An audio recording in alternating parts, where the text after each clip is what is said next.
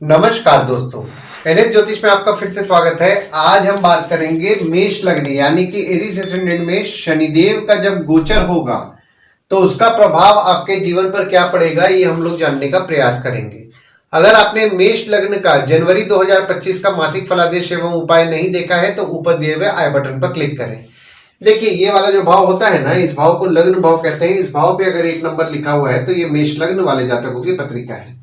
देखिए, शनिदेव जो आपके गोचर कर रहे हैं, शनिदेव आपके 11वें भाव से आपके 12वें भाव में 29 मार्च 2025 को गोचर करेंगे और आपके 12वें भाव में 3 जून 2027 तक आपके 12वें भाव में ही विराजमान रहेंगे। आइए दोस्तों, हम लोग ये जानने का प्रयास करते हैं कि शनिदेव जब आपके 11वें भाव में विराजमान थे तो आपको क्या क्या फल दे रहे थे। तो देखिए, अगर हम लोग देख रहे हैं तो शनिदेव आपके 10वें भाव के स्वामी है और आपके 11वें भाव के स्वामी है, जो कि आपके 11वें भाव में विराजमान है 17 जनवरी 2023 से 29 मार्च 2025 तक। अब दशम भाव होता है आपके बॉस, पिता, काम, ऑफिस का।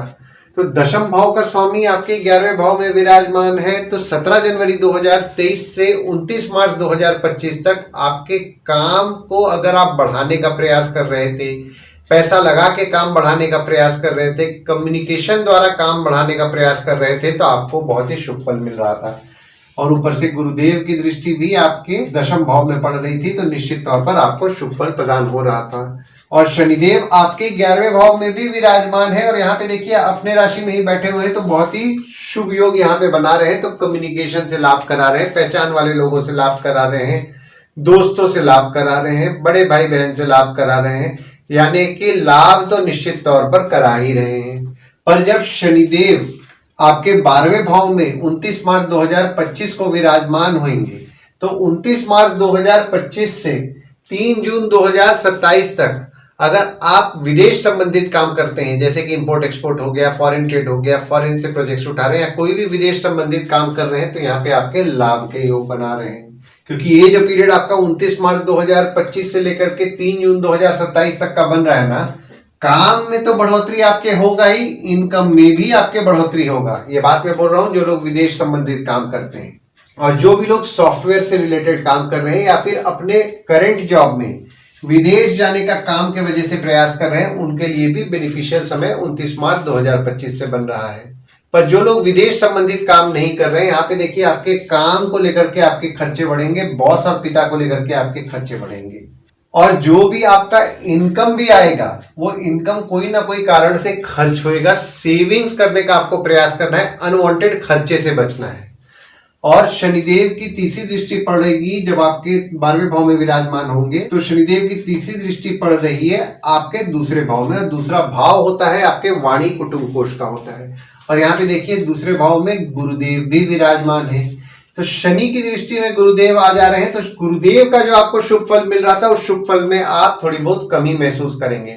हालांकि यहाँ पे देखिए गुरुदेव का भी गोचर हो जाएगा 14 मई 2025 को। तो फिर वापस जब शनिदेव की दृष्टि जो गुरुदेव पे पड़ रही है, यहाँ पे देखिए जब आपके गुरुदेव तीसरे भाव में विराजमान हो, तो गुरुदेव का आपको शुभ फल मिलेगा। पर शुरुआत में 1 महीना, क्योंकि देखिए शनिदेव का मैंने वीडियो बनाया तो आपको ज्यादा शनिदेव के बारे में मैं समझाऊंगा कि शनिदेव की दृष्टि का क्या असर पड़ रहा है। तो सेविंग्स आपको सोच समझ करके खर्च करना है, परिवार वालों के साथ किसी भी मनमुटाव से बचना है। और शनिदेव की 7वीं दृष्टि पड़ रही है आपके 6वें भाव में, और 6वां भाव हो रहा है आपके रोग, ऋण, शत्रु, मामा मौसी का होता है।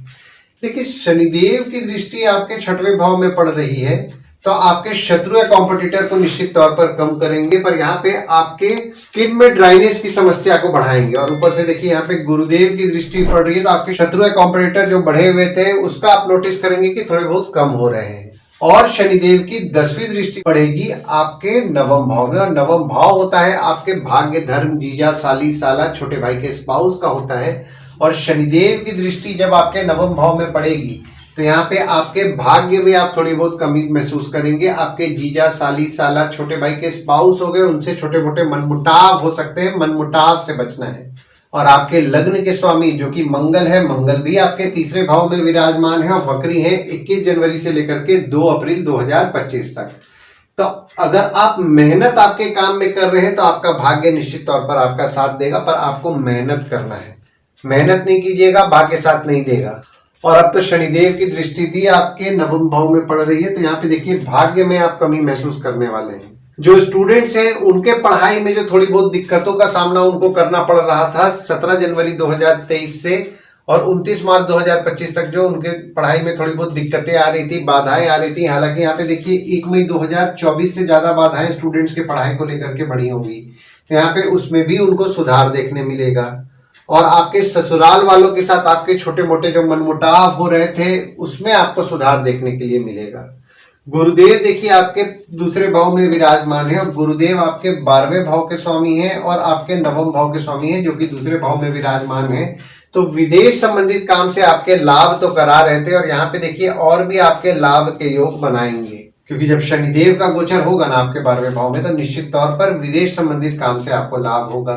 तो ओवरऑल अगर मैं देख रहा हूं ना शनिदेव का जो गोचर, तो देखिए यहाँ पे शनिदेव आपके 12वें भाव में जो विराजमान हो रहे हैं ना, तो देखिए चंद्र राशि के आधार पे तो शनिदेव की 7.5 का शुरुआत होगा, लेकिन लग्न राशि के आधार पे भी अगर मैं बात करूं तो देखिए कुछ लोग बोलते हैं कि लग्न राशि के आधार पर 7.5 ही नहीं लगता है, पर देखिए यहाँ पे जब शनिदेव आपके 12वें भाव में विराजमान होंगे तो आपके सेविंग्स को कम करेंगे, परिवार वालों से मनमुटाव कराएंगे, भाग्य में दिक्कत लाएंगे और आपके नानी परिवार में यानी कि मामा मौसी से भी छोटे मोटे मनमुटाव कराएंगे। तो इस चीज का आपको ध्यान देना है, संभल करके रहना है और पैसे को खासकर सोच समझ करके खर्च करना है और अनवांटेड खर्चे से बचना है। आशा करता हूं इस वीडियो में दी हुई जानकारी आपको पसंद आई होगी। अगर आप हमें YouTube पे देख रहे हो और ये वीडियो आपको पसंद आया हो तो इस वीडियो को लाइक कीजिए, चैनल को सब्सक्राइब कीजिए, नोटिफिकेशन बेल जरूर दबाइए। और अगर आप हमें फेसबुक पेज पे देख रहे हैं तो फेसबुक पेज को लाइक कीजिए और फॉलो कीजिए। धन्यवाद दोस्तों, कल फिर मिलेंगे एक नए वीडियो के साथ।